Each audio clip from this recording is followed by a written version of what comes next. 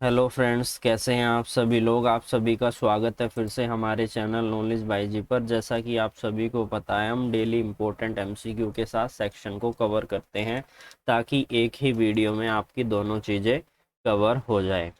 तो आज हमने किस सेक्शन को कवर करना है? सेक्शन 227 को। इससे रिलेटेड हम प्रीवियस वीडियो में हमने सेक्शन 226 और उससे प्रीवियस वीडियो में 225 को कवर किया था।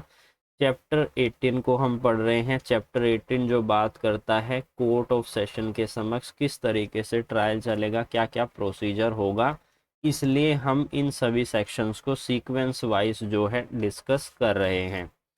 तो कोर्ट ऑफ सेशन के समक्ष किस तरीके से ट्रायल कंडक्ट होगा, तो सबसे पहला स्टेप क्या है? सबसे पहला हमारा सेक्शन आती है सेक्शन 225, जो बात करती है कि जो ट्रायल है वो कंडक्ट किया जाएगा पब्लिक प्रोसिक्यूटर के द्वारा। यानी कि जितने भी सेशन कोर्ट के समक्ष ट्रायल होंगे उसमें प्रोसिक्यूशन किसके द्वारा किया जाएगा, उसका प्रोसिक्यूशन कंडक्ट किया जाएगा पब्लिक प्रोसिक्यूटर के द्वारा।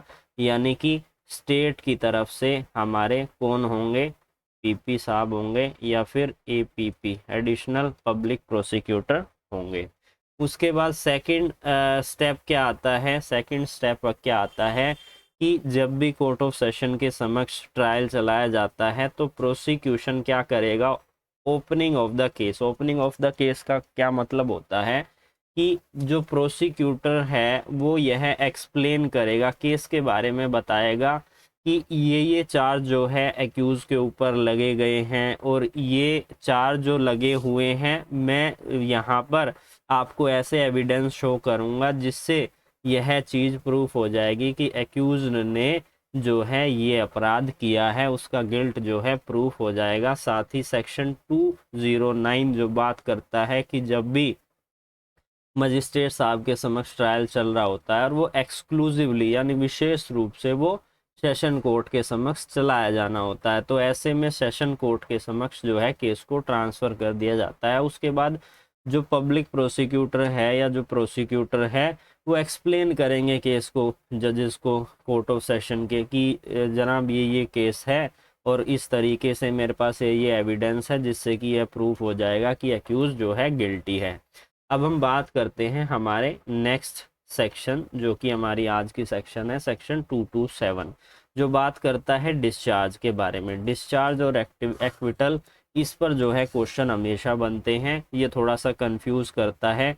डिस्चार्ज का मतलब ये नहीं है कि दोबारा से प्रोसीडिंग नहीं होगी, दोबारा से प्रोसीडिंग होगी। एक्विटल होने के बाद प्रोसीडिंग दोबारा से नहीं होगी, उसकी अपील की जा सकती है।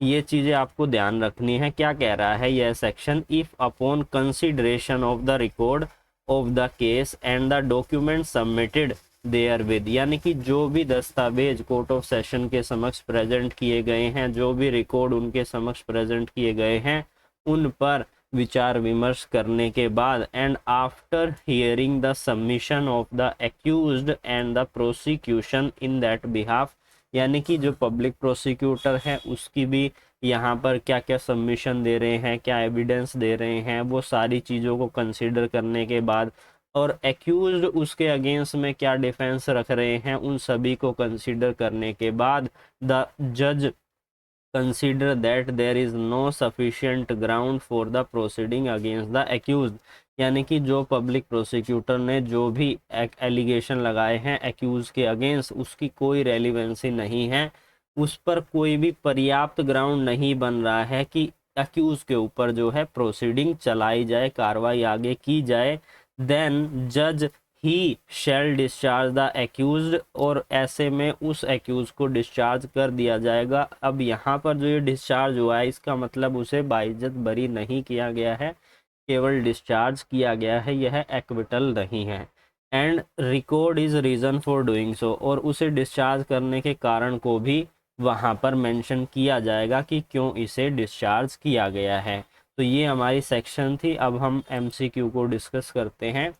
अब बात करते हैं हमारे सबसे इम्पोर्टेंट एमसीक्यू के बारे में। सबसे पहला हमारा एमसीक्यू क्या कह रहा है कि warrant direct to the police officer for execution outside the jurisdiction is covered अंदर, यानी कि जुरिडिक्शन के बाहर अगर वारंट एग्जीक्यूट किया गया है किसी पुलिस ऑफिसर को, तो ऐसे में कौन सा सेक्शन है जो इस बारे में बात करता है? तो इससे रिलेटेड है हमारा सेक्शन 79। अब हम बात करते हैं हमारे अगले क्वेश्चन के बारे में। हमारा अगला क्वेश्चन क्या कह रहा है कि इन सभी में से कौन सी सेक्शन है जो बात करती है, कहती है कि warrant issue by a magistrate of India may be execute at any place, यानी कि किसी भी जगह पर यहाँ पर आप वारंट को एग्जीक्यूट कर सकते हैं। तो इससे रिलेटेड है हमारा सेक्शन 77। अब हम बात करते हैं हमारे अगले इम्पोर्टेंट क्वेश्चन के बारे में। थर्ड क्वेश्चन क्या है कि no women shall be arrested after sunset and before sunrise where such exceptional circumstance exist, यानी कुछ ऐसी परिस्थितियां जहाँ पर अरेस्ट करना जरूरी ही है। Then the women police officer shall by making a return report and obtain the prior permission of which of the following, यानी कि ऐसे में अगर अरेस्ट करना जरूरी है तो किसकी परमिशन जो है हमें प्राप्त करनी होगी सीआरपीसी के अनुसार? तो इसमें हमें फर्स्ट क्लास के जो जुडिशियल मजिस्ट्रेट हैं उनकी परमिशन लेनी होगी। अब हम बात करते हैं हमारे अगले इम्पोर्टेंट क्वेश्चन के बारे में कि if any claim is prefer to or objection made to the attachment of any property attach under section 83, यानी कि 83 जो बात करता है अटैचमेंट के बारे में, 82 में बात की गई है पीओ प्रोक्लेम्ड ऑफेंडर के बारे में।